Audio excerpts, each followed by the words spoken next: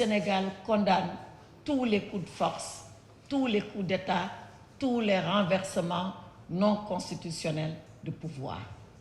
Voilà, sur le principe. Vient s'y ajouter le fait que, depuis l'intervention de ce deuxième coup d'État au Burkina Faso, il faut quand même rappeler qu'il y a 8 mois, le président Kaboré avait été renversé par un premier coup d'État et c'est un second dans le premier.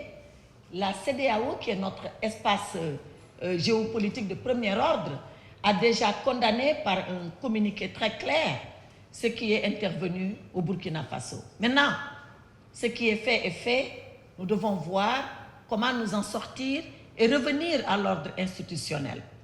Nous avons entendu les premiers propos du capitaine Traoré, qui est à la tête, en tout cas, de ce coup de force, qui a déclaré dans ses premiers mots que la transition telle qu'elle avait été conçue et négociée avec la CEDEAO va suivre son cours normal.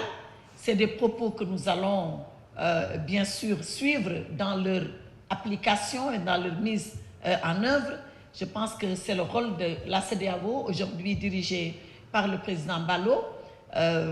Il était là encore pendant le week-end avec le président Macky Sall. Je sais qu'il suit la question de très très près. Nous allons continuer. Comme je l'ai dit, le principal objectif, c'est que l'ordre constitutionnel soit rétabli au Burkina Faso. Le deuxième, c'est qu'allant vers le rétablissement de cet ordre constitutionnel, qu'on ne sorte pas de l'agenda qui avait été ensemble négocié entre la CEDEAO et le Burkina Faso par l'intermédiaire de médiateurs qui avaient été à l'époque sollicités ou mis en place par CEDEAO, qui était le président Mahamadou Issoufou.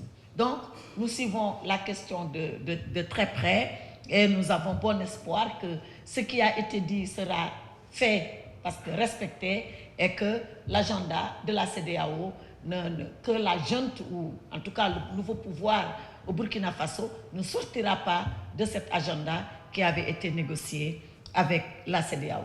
Donc, voyez-vous, mon homologue vient dans des conditions aussi, côté africain, qui ne sont pas simples, parce que, comme je le disais, c'est le monde qui est perturbé partout, qui est perturbé par beaucoup de faits qui interviennent. C'est la raison pour laquelle j'ai beaucoup apprécié sa déclaration de tout à l'heure, quand il a dit « Je ne viens pas en Afrique contre quelqu'un.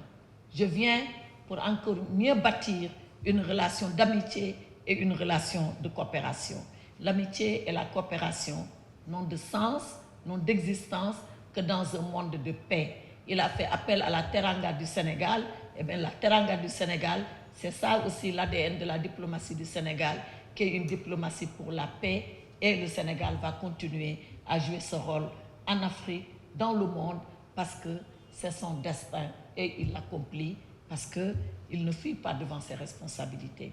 Voilà ce que je voulais dire en répondant à votre question, en remerciant encore très chaleureusement le ministre Kouleba pour avoir pris de son temps, malgré les difficultés de son pays, à effectuer cette visite. Parce que c'est important que nous dialoguions, parce que c'est important que nous nous parlions, parce que c'est important que nous puissions pousser la coopération plus en avant, au bénéfice, non pas de l'Ukraine, du Sénégal, mais au bénéfice de la communauté internationale et au bénéfice de nos peuples respectifs.